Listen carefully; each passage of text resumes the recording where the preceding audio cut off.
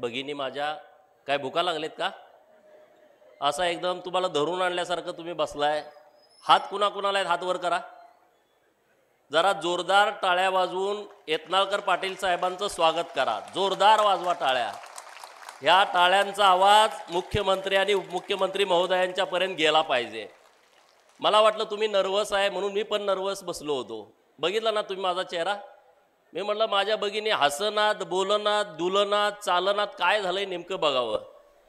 व्यासपीठावरती उपस्थित भारतीय जनता पार्टीचे नेते माननीय डॉक्टर रवींद्र अरळी साहेब, माननीय जिल्हा परिषदचे माजी उपाध्यक्ष शिवाजीराव डोंगरे साहेब, माननीय सुनील भैया पवार, माननीय अप्पासाहेब नामत साहेब, माननीय सरदार पाटील, माननीय अप्पासाहेब पवार, माझे मोठे बंधू आणि माजी समाज कल्याण सभापती माननीय ब्रह्मानंद पडळकर, जिल्हा परिषदचे माजी सदस्य माननीय प्रभाकर जाधव साहेब, माननीय चंद्रशेखर गोबी साहेब, माननीय टीमू येडके, माननीय राजू यादव, माननीय परसू मोरे, माननीय इथून भिसे, माननीय चुकून नाव राहिलं आपले प्रभारी अभय पाटील साहेब जे आमदार आहेत, माननीय रमेश देशपांडे, माननीय गौतम आयवळे, जयश्री शिंदे, जयश्रीताई मोरे, पापा कुंभार,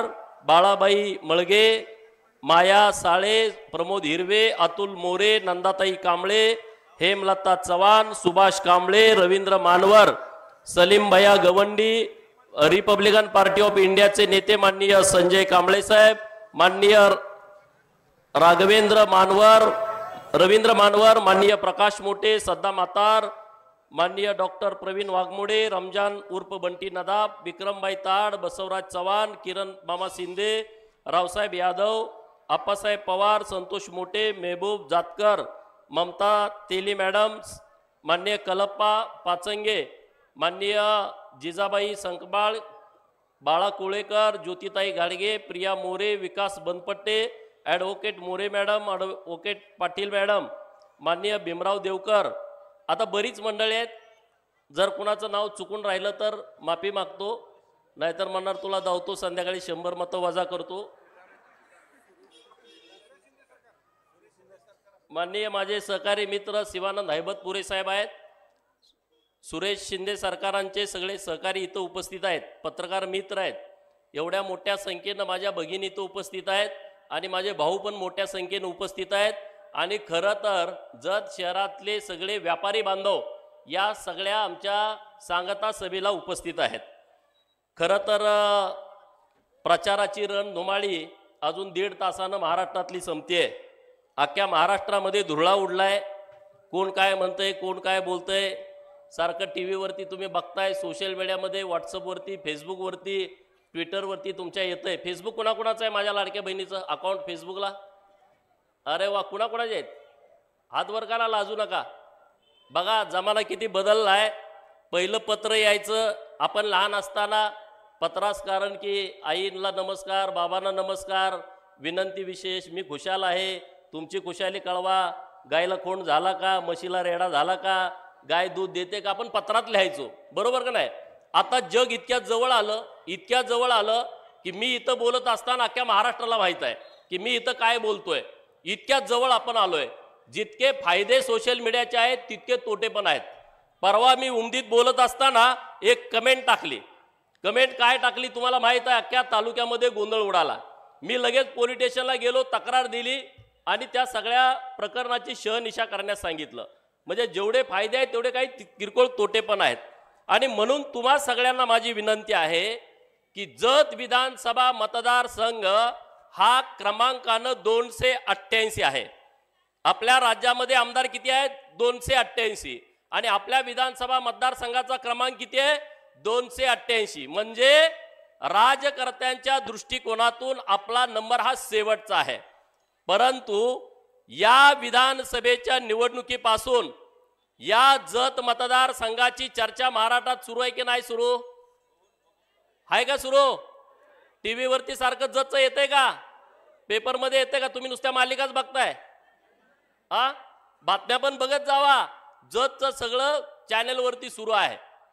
महाराष्ट्रामध्ये भारतीय जनता पार्टीच्या प्रचाराचा शुभारंभ हा आपल्या जत विधानसभा मतदारसंघातून झाला, याचा अभिमान तुम्हाला आहे की नाही? देवेंद्र फडणवीस साहेबांनी प्रचाराचा शुभारंभ जत मधून केला आणि त्यांनी बोलताना सांगितलं की इतर राजकीय पक्षांना जत विधानसभा मतदारसंघ शेवटचा असेल, पण माझ्यासाठी आणि भारतीय जनता पार्टीसाठी हा नंबर 1 चा मतदारसंघ आहे, असं त्यांनी ठणकावून सांगितलं. मग जर महाराष्ट्रामध्ये जत विधानसभा चर्चेत नंबर 1 ला असेल, माझ्या भारतीय जनता पार्टीच्या प्रचाराचा शुभारंभ जत मधून होत असेल नंबर 1 ला, तर मी तुम्हाला विश्वासानं सांगतो जत विधानसभा मतदारसंघ विकासामध्ये सुद्धा नंबर 1 ला आणल्याशिवाय आम्ही राहणार नाही. मग जत विधानसभा नंबर 1 ला आणण्यासाठी तुम्हाला काय करावं लागेल? काय करावं लागेल? 20 तारखेला नंबर 1 ला जे कमळ चिन्ह आहे त्यावरती तुम्हाला बटन दाबावं लागेल. दाबणार की नाही? हात वर करून सांगा, दाबणार की नाही? बघा कॅमेऱ्यात आम्ही सगळं शूट करून घेतोय. पूर्वी लढाई राजा राजवाड्यांच्या काळामध्ये युद्ध व्हायची. पूर्वीचा राजा हा राणीच्या पोटी जन्माला यायचा. राणीच्या पोटी जो जन्माला येईल तो राजगादीवरती बसायचा, बरोबर ना? मग तो नकटा असू दे, काळा असू दे, येडा असू दे, गबाळ असू दे, तो राणीच्या पोटातनं जन्माला आलाय म्हणल्यावर तो राजा होणार, त्याचा राज्याभिषेक होणार, तो गादीवरती बसणार. पण जेव्हा आपला देश स्वतंत्र झाला आणि संविधान आलं, आताचा राजा राणीच्या पोटातनं जन्माला येत नाही, तो ईव्हीएम मशीन मधून जन्माला येतो आणि जन्माला घालणारे सगळेजण तुम्ही माझ्या समोर बसलाय. मग तुम्ही 20 तारखेला आपला लोकशाही मधून जत विधानसभा मतदारसंघाचा राजा जन्माला घालणार आहात, तो तुम्ही विचारपूर्वक जन्माला घाला. नाहीतर नुसतं मुर्मीकरण, नुसता भ्रष्टाचार, मार्केट कमिटीतला भ्रष्टाचार, जागा शेतकऱ्याची घ्यायची पुढे करोडो रुपयांमध्ये विकायची, असला राजा तुम्ही 5 वर्ष बघितला. तसा राजा तुम्हाला पाहिजे का? पाहिजे? जरा मोठ्यानं बोला. अरे कसं फ्रेश असलं पाहिजे आपण. काय तुमच्यावर लोड आहे का? काय टेन्शन आहे का?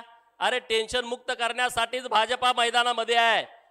तुमचं शेतकऱ्यांचं सगळं वीज बिल माफ केलं, हे टेन्शन किती मिटवलं सांगा? कोण कोण शेतकरी तिथं की ज्यांच्या नावावरती वीज कनेक्शन होतं?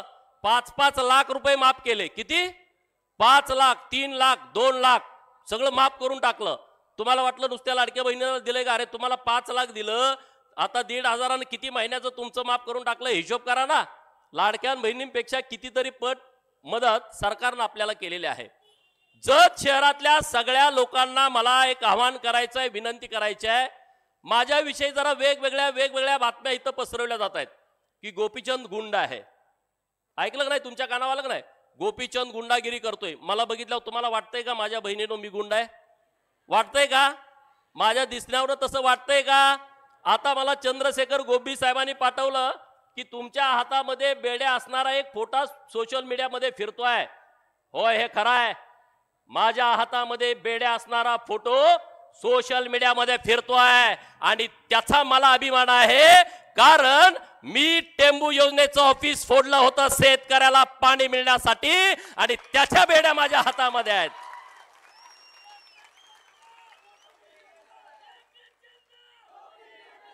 त्याच्या बेड्या माझ्या हातामध्ये आहेत. पण हे म्हणतात बघा बेड्या. हो, मला अभिमान आहे. अरे क्रांतिकारक आहेत जे आपले देश स्वतंत्र करणारे, त्यांच्या हातामध्ये बेड्या असतात. आम्ही काय कुठं चोऱ्या करून जेलमध्ये गेलो नाही. या प्रस्थापित व्यवस्थेच्या विरोधामध्ये लढताना हा गोपीचंद पडळकर अनेक वेळा जेलमध्ये गेला. सांगलीच्या जेलमध्ये 2-2 महिने 3-3 महिने राहिला. अरे ज्या लग्नामधला प्रमुख पाहुणा, ज्या पत्रिकेमध्ये माझं प्रमुख पाहुणे म्हणून नाव होतं, त्याच लग्नातल्या लोकांनी माझ्यावरती मंगळसूत्र चोरीचा आरोप घातला आणि 2014ला मी 2 महिने सांगलीच्या कारागृहामध्ये होतो.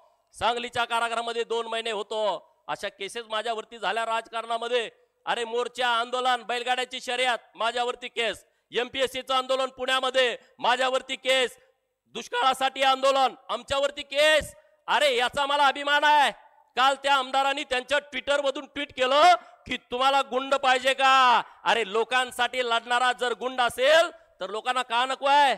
माझ्यावरती जेवढ्या केसेस आहेत त्या सगळ्या लोकांच्यासाठी आहेत, माझ्या वैयक्तिक कुठल्या केसेस नाहीत, माझ्या वैयक्तिक कुठल्या केसेस नाहीत. शेवटची केस माझ्यावरती आहे.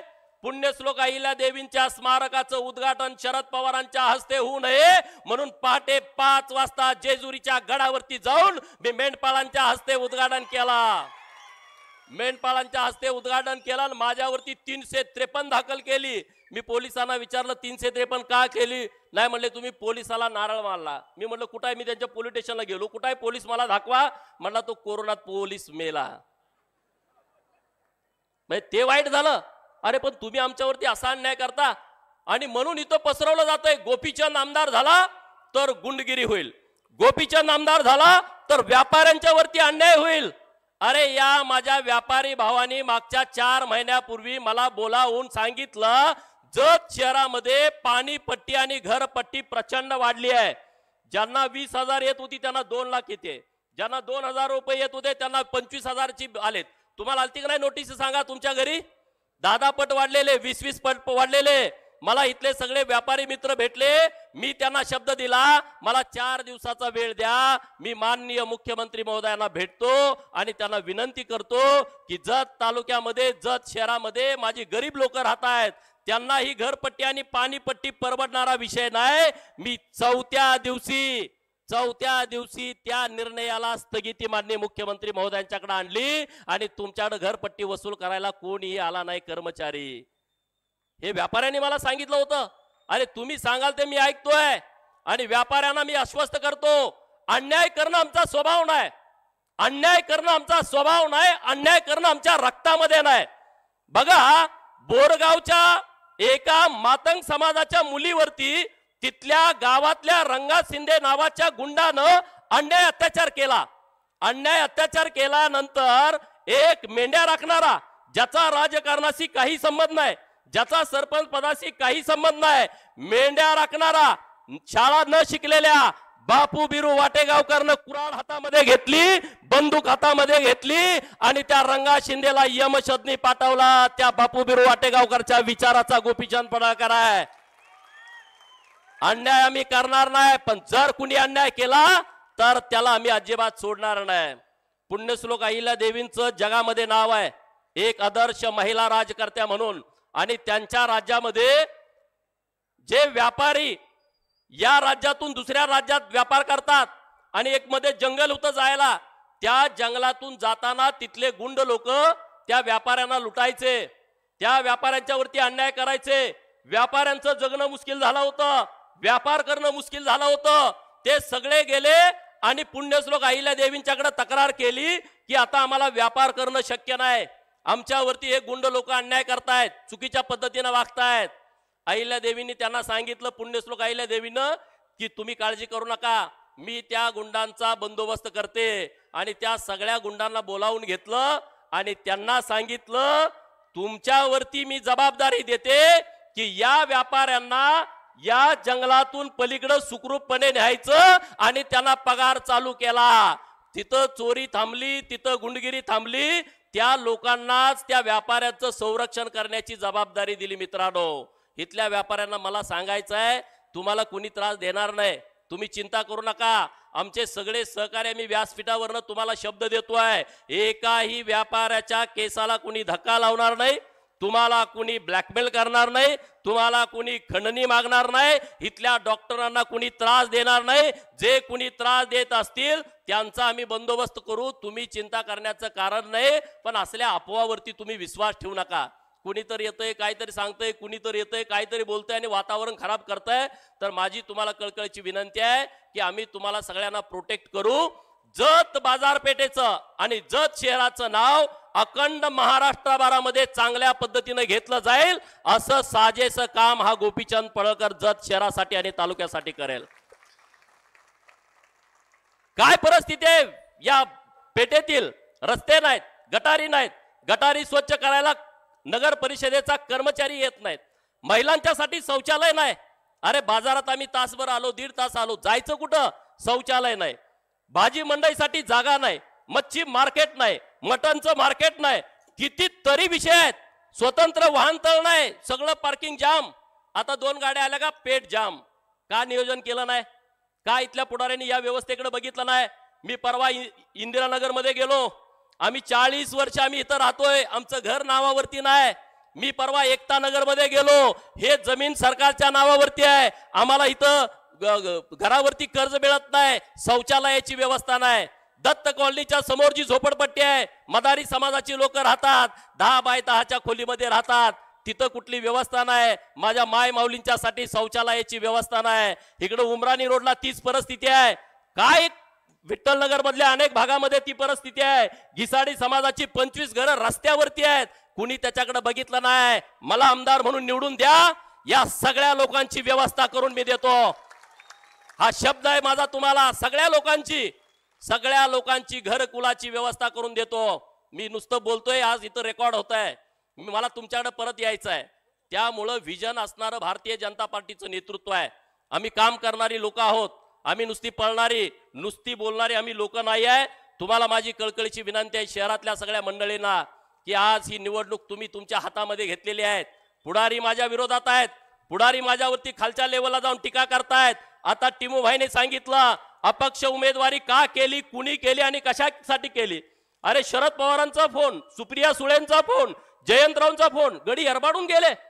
अरे यांना कुणी इथं वेळ देत नव्हतं. त्या लोकांना जर राज्य लेवलचे नेते फोन करायला लागले आणि त्यांच्या गाडीत जर डिझेल भरायला लागले तर कोणी थांबल का सांगा? माझ्या नेतृत्वाने सांगितलं होतं, गोपीचंद पडळकरची राहिलेली आमदारकी आम्ही तुम्हाला देतो, तुम्ही उमेदवारी अर्ज भरू नका. आता आमदारकीपेक्षा काय असतं सांगा? अरे मी पण राजकारण केलं 2006 पासून, मला 2020 झाले आमदार व्हायला. 10 वेळा जेलमध्ये गेलो, हजारो मोर्चे काढले, आंदोलन केली, तेव्हा कुठं आमदारकी मिळाली? तरी सुद्धा नाही. आणि मी तुम्हाला शहरातल्या आणि ग्रामीण तालुक्यातल्या लिंगायत समाजाला शब्द देतो, मी माननीय देवेंद्र फडणवीस साहेबांच्याकडे जाऊन भेटणार आहे.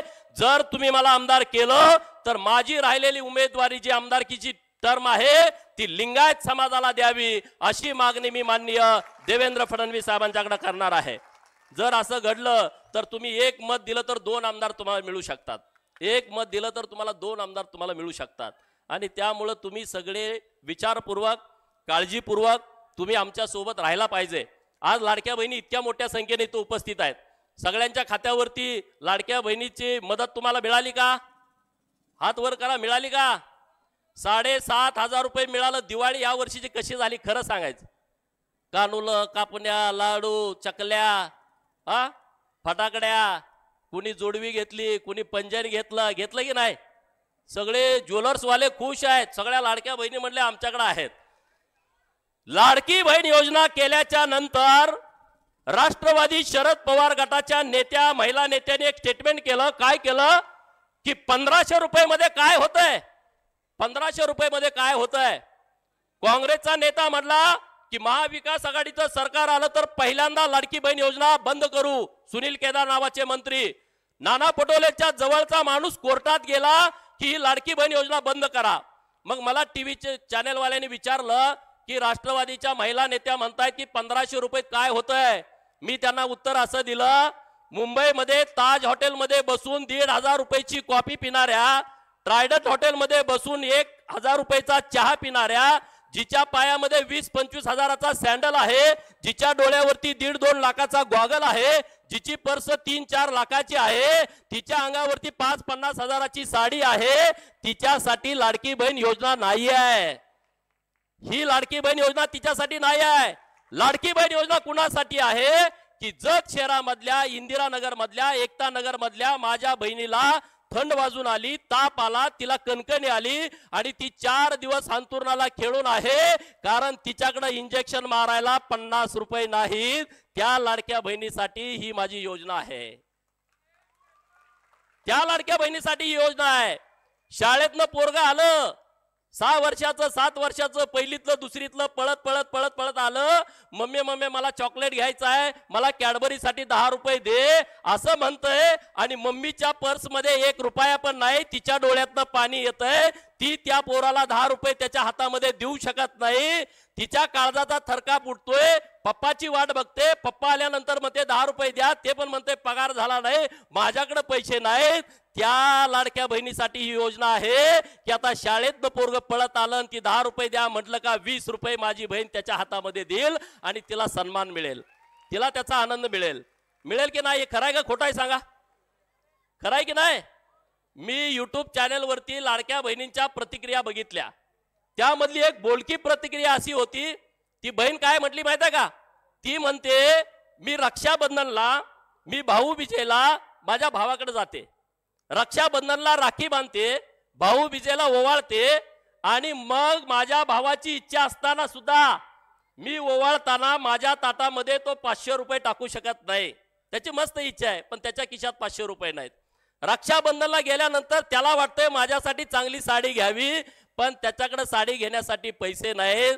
पण मुख्यमंत्री आणि उपमुख्यमंत्री महोदयांनी लाडकी बहीण योजना आणली. मीच भावाला ड्रेस घेऊन गेले, आईला एक साडी घेऊन गेली, लेकीला पण साडी घेऊन गेली. ही बोलकी प्रतिक्रिया माझ्या लाडक्या बहिणीची आहे. यासाठी ही योजना आणली, यासाठी ही योजना आणली आहे. अरे आपलं सरकार महिलांच्यासाठी खूप करतंय आणि मी पण करणार आहे, मी पण करणार आहे. मी काय करणार आहे? माझ्या जत शहरातल्या माझ्या बहिणीला तिच्या हाताला काम मिळालं पाहिजे. खुर्चीवरती बसून पुढे टेबल ठेवून तिला 500-1000 रुपये घरी मिळालं पाहिजेत, असा प्रोजेक्ट मला जत मध्ये आणायचा आहे. रेडीमेड टेक्सटाईल सारखा, महिला सुतगिरणी सारखा आपण आणू शकतो की नाही आणू शकत? तुम्हाला माझ्यावरती विश्वास आहे का? मी उमदीला 2011 मध्ये राज्य सरकारकडून MIDC आणले. तुम्हाला कळलंय का?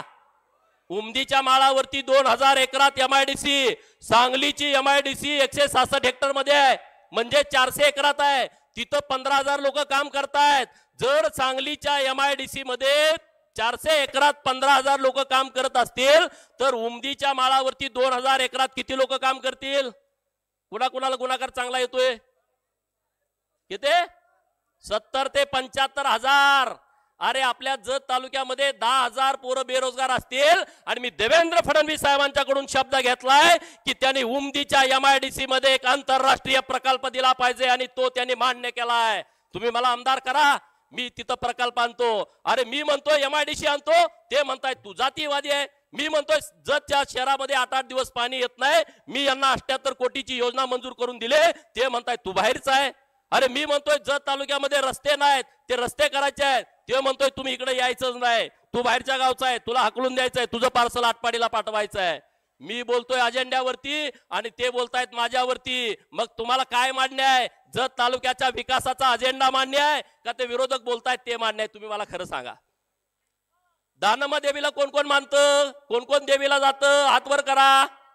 दानम्मा देवी आपलं कुलदैवत आहे, लाखो लोक तिथं येतात. कर्नाटक सरकारने, यत्नाळकर साहेबांच्या तिकडच्या सरकारने 11 कोटी रुपये दिले दानम्मा देवीला आणि आपल्या सरकारनं 1 पण रुपया दिला नव्हता. मला जेव्हा हे विषय डॉक्टर RD साहेबांनी, चंद्रशेखर गोपी साहेबांनी आणि पुजारी लोकांनी सांगितलं, मी त्यांना सांगितलं तुम्ही प्रस्ताव द्या, 15 दिवसाच्या आतमध्ये मी 5 कोटी रुपये आणून देतो. आणि 15 दिवसात 5 कोटी रुपये आणले. काम पण तिथं सुरू आहे. आता बिळोरला काळ भैरवाचं मंदिर आहे, झडपी काका आले, लक्ष्मण जगोंड आले, 3 कोटी रुपये पाहिजे, दिले. आता यल्लम्मा देवीचे सगळे ट्रस्टी माझ्याकडे आले होते मागच्या महिन्यामध्ये. यल्लम्मा देवी आपली आहे, यल्लम्मा देवीसाठी लाखो लोक येतात आणि त्यांचं म्हणणं होतं की या देवीसाठी काहीतरी केलं पाहिजे. मी म्हणलं ही देवी तुमची ट्रस्टची आहे, आपण सरकारशी बोलू आणि काहीतरी चांगला मार्ग काढू, काहीतरी चांगला मार्ग काढू. अरे काम करणारे आम्ही लोक आहोत. शहरामध्ये गार्डन नाही, पाहुणा आले कुठं जायचं? सुनबाईचं घरचे कोण आले, कुठं नेऊन फिरवणार तुम्ही? जागा आहे का? नाही जागा. मला आमदार करा, मी गार्डन करून देतो शहरामध्ये. तुम्ही मला आमदार करा. तुम्ही व्यायामाला गेला, व्यायामासाठी कुठं ट्रॅक आहे का? नाही आहे. मला करा आमदार. तुम्ही मला एवढं कसं काय देतोय तू एकटा? ह्याने 25-30 वर्षात दिलं नाही. मी तुम्हाला सांगतोय त्यांनी 30 वर्षात दिलं नाही, ते मी 5 वर्षात देतो. त्यासाठी माझी उमेदवारी आहे, त्यासाठी माझी उमेदवारी आहे. आणि म्हणून तुम्ही चिंता करू नका. तुम्ही सर्व शक्तीनिशी बहिणीने माझ्या पाठीशी आशीर्वाद ठेवा. मी अजिबात टेन्शन घेत नाही, अजिबात काळजी करत नाही. मी नडतो त्या लोकांना, प्रस्थापितांच्या छताडावरती पाय ठेवतो, गरिबांची बाजू ठामपणे घेतो. हा माझा इतिहास आहे, तुम्ही कधी काढून बघा. मी अन्याय करणारा माणूस नाही. जत शहरातल्या लिंगायत समाजाला, बहुजन समाजाला मग तो मराठा असेल, बौद्ध, चांभार, कुंभार, ढोर, नावी, साळी, तेली, कोष्टी, वंजारी, हटकार, धनगर, सनगर, रामोसी, वडार, बेडार, मुसलमान, लिंगायत, परीट, गडसी, डवरी, माकडवाला, मर्याचा गाडेवाला, कडक लक्ष्मीवाला, हे जे सगळे लोक आहेत, पिंगळा जोशी, कुडमुड्या जोशी, हे हेळवी लोक, या सगळ्या लोकांना, घिसाडी लोकांना मी शब्द देतोय, लोणाऱ्यांना शब्द देतोय, अरे मी तुमचा घरचा आणि हक्काचा माणूस आहे, मी तुमचा घरचा हक्काचा माणूस आहे. महाराष्ट्राच्या विधान परिषदेमध्ये मी या सगळ्या लोकांचे विषय लावून धरलेत, या सगळ्या लोकांना न्याय देण्याचा प्रयत्न केलाय. पोलीस पाटलांचा पगार 8,500 वाढवलाय, कोतवालांचं मानधन 7,500 वाढवलाय, अंगणवाडी सेविका ताई, मदतनीस ताई, ग्रामपंचायतचा रोजगार सेवक, आशा वर्कर, या सगळ्या लोकांचं मानधन वाढवलंय. सगळ्यांनी जर मदत केली तर निश्चितपणे आपण जत शहराचा चेहरा मोहरा बदलू शकतो. माझे नगरसेवक मित्र सगळे येत आहेत, तुम्हाला मी शब्द देतो, नगर परिषदेची निवडणूक तोंडावरती येते. विधानसभा झाल्यानंतर तुम्ही काळजी करू नका, किमान 100 कोटी रुपयाचा निधी मी उपलब्ध करून देतो या शहरासाठी. हे शहर ड्रोन शूट करून ठेवा म्हणून मी सांगितलंय, ड्रोन शूट करून ठेवा. रस्ते नाहीत, गटारी नाहीत, आणि मला 1 वर्षानं जाब विचारा, आमच्या गल्लीत रस्ता झाला नाही, तुला मोठं बोलला होता चौकामध्ये सभेमध्ये, तुम्ही मला जाब विचारा. तुमच्या गल्लीतला रस्ता, तिथलं गटारी, तिथलं गार्डन, मंदिराची सगळी सभागृह मी तुम्हाला करून देतो. कोण आजारी असेल, हृदयाचं ऑपरेशन करायचं आहे, ब्रेनचं ऑपरेशन करायचं आहे, किडनी बदलायची आहे, माझ्या ऑफिसला तुम्ही संपर्क करा, मुंबई पर्यंत तुम्हाला नेऊन तुमचा मोफत उपचार आणून करून देतो. रेशन कार्डला 5,000 रुपये मागते, मी आल्यानंतर ही दलाली बंद केली आहे. रेशन कार्डला 5,000 रुपये मागतंय, MSCBचं कनेक्शन मिळत नाही, सगळी दलाली चालू आहे पोलीस स्टेशनला, तहसील कार्यालयामध्ये, तिथं पंचायत समितीला. अरे या गोपीचंदला तुम्ही निवडून द्या, मी दर महिन्याला जनता दरबार भरवतो तहसील कार्यालयाच्या समोर. दर महिन्याला एका बाजूला प्रांत साहेब, तहसीलदार साहेब, सर्कल साहेब, तलाठी अण्णा साहेब, DYSP, PI साहेब, API साहेब, PSI साहेब, सगळे पंचायत समितीचे अधिकारी, आणि दुसऱ्या बाजूला माझ्या जत तालुक्यातली जनता. तुमचा कुणाचा प्रश्न आहे समोर करा, तुम्हाला समोर उत्तर मिळेल. सकाळी 11 वाजल्यापासून शेवट संध्याकाळ होईपर्यंत मी हलणार नाही, शेवटच्या माणसाचा प्रश्न मिटेपर्यंत. मग कोण दलाली कराल का? आमदार जर तिथं विचारत असेल, अधिकाऱ्यांना खडसावून विचारत असेल, माझ्या तालुक्यातल्या कुठल्या माणसाकडून 1 रुपया घ्यायचा नाही म्हणत असेल, तर कुणाची हिंमत होईल का तुमच्यावरती अन्याय करायची? सांगा तुम्ही, होईल का हिंमत? अरे माझ्या इथं भटके विमुक्ताची लोक आहेत, त्यांना जन्माचा दाखला नाही, त्यांना जातीचा दाखला मिळत नाही. सरकार म्हणतं 1961 पूर्वीचा पुरावा, अरे आमचा बाप पालात राहत होता, या गावातनं त्या गावात जात होता, जन्मला कुठं माहित नाही, मेला कुठं माहित नाही, झाला कुठं माहित नाही, त्याचा रेकॉर्ड नाही, जन्मल्यावरती ग्रामपंचायतला नोंद करते, आमच्या आईला माहित नाही, आजीला माहित नाही, कसं काय मिळेल? मला आमदार करा, तुमच्या घरी आणून त्यांना दाखला द्यायला लावतो जातीचा, मला तुम्ही आमदार करा. आणि त्यामुळे बोलण्यासारखं बरंच आहे, यत्नाळकर पाटील साहेबांना बोलायचं आहे, पण तुम्हाला माझी हात जोडून विनंती आहे, आज उद्या काही ते करू शकतात, काही करू शकतात, किती खोटं त्याला लिमिट नाही. अरे आज ते एखाद्या वेळेस गाडी दगड मारून घेतील, म्हणतील गोपीचंद मारलं, हल्ला करून घेतील, आमच्या नगरसेवकांना मारलं, कुणाच्या तरी थोबाडीत देतील, म्हणतील विठ्ठल नगर मधल्या पोरांनी मारलं. अरे काही आम्ही करत नाही, आम्ही पाया पडतोय बाबा. लोक तुम्ही शिवी दिली तर आम्ही गप्प बसतोय. मला तर किती शिव्या दिल्या तुम्ही युट्यूबला ऐकल्या का नाही? मी कुणाला काय बोललो का? कुणाला काय बोललो का? असं पहिल्यांदा घडतंय. मी पण असा साधा सुद्धा नाही, पण मी प्रस्थापितांना नडतो, मी प्रस्थापितांना नडतो. शरद पवारचं डोळं लागले जतला, गोपीचंदला पाडा. जयंतराव म्हणते गोपीचंदला पाडा. अरे कसा पडणार? या लोकांनी निवडणूक हातामध्ये घेतली आहे, जनतेने निवडणूक हातामध्ये घेतली आहे, पडल का सांगा? पडल का? अरे तुम्ही मला मुंबईला सन्मानानं पाठवा, या जतचा सन्मान वाढवण्याचं काम हा गोपीचंद पडळकर करेल. उद्या माझ्या जत विधानसभा मतदारसंघातील कोणीही पोरगा मुंबईला मंत्रालयामध्ये कामाला गेला आणि अधिकाऱ्यानं त्याला विचारलं तू कुठला आहे, तो म्हटला मी 288 जतचा आहे, त्याचं काम झालं पाहिजे, असं मी काम महाराष्ट्रामध्ये करेन, असं काम मी करेन, असं काम मी करेन. काही चिंता करू नका, आपला सगळा ब्रँडच वेगळा करायचा आहे. MH10 सांगली, आता आपल्याला MH10 जत करायचं आहे. RTOचं ऑफिस इकडे आणायचं आहे, आणायचं आहे की नाही? संस्कृतीच्या हॉटेलच्या समोर आपल्या एसटीची जागा आहे, स्टँडची जागा कशी आहे बघा ना, स्टँडची जागा आहे का? त्यात काय? मला आमदार करा, 20 कोटी रुपये स्टँडला मिळवून आणून देतो आणि देखणं स्टँड तिथं बांधतो. एक ना अनेक विषय. तुम्ही म्हणणार का ह्यो सरकार आहे का? मी सरकार नाही, पण सरकारचा विश्वासू माणूस आहे. मी सरकार नाही, भारतीय जनता पार्टीचा कार्यकर्ता आहे. मी सरकार नाही, तुमचा सच्चा लोकप्रतिनिधी असणार आहे. त्यामुळे तुम्ही चिंता करू नका. मी भोले महादेवाचा भक्त आहे, मी बिरोबाचा भक्त आहे, महकुबाईचा भक्त आहे, धनमदेवीचा भक्त आहे. तुम्हाला माहित आहे भोळा शंकर एकदा पावला का त्याला हिशोब करायचा कळत नाही. तो एवढा भोळा आहे, तो मलाही पावेल आणि तुम्हालाही पावेल. तुम्ही फक्त 20 तारखेला ही लढाई आहे, विचाराची लढाई आहे. त्याला काय बंदूक भालं बरचं घेऊन जायचं नाही पहिल्यासारखं युद्धावरती. पहिलं राजे रजवाडे तलवारी घेऊन जायचे, बंदुका घेऊन जायचे, तोप गोळे घेऊन जायचे लढाईला. ही लढाई आहे ती बंदूक गोळ्याची, तलवारीची, पिस्तोलची नाही. ही लढाई आहे ती एवढ्या बोटाची आहे. तुम्ही कमळ चिन्हावरचं नुसतं बटन दाबा, पटापट आपले विरोधक घायल होऊन जातील. नुसतं इतकी ताकद आहे बाबासाहेबांनी या बोटात इतकी ताकद दिली आहे, त्याचा योग्य वापर करा. एवढंच या निमित्तानं बोलतो आणि यत्नाळकर पाटील साहेबांना विनंती करतो त्यांनी त्यांचं मत व्यक्त करावं.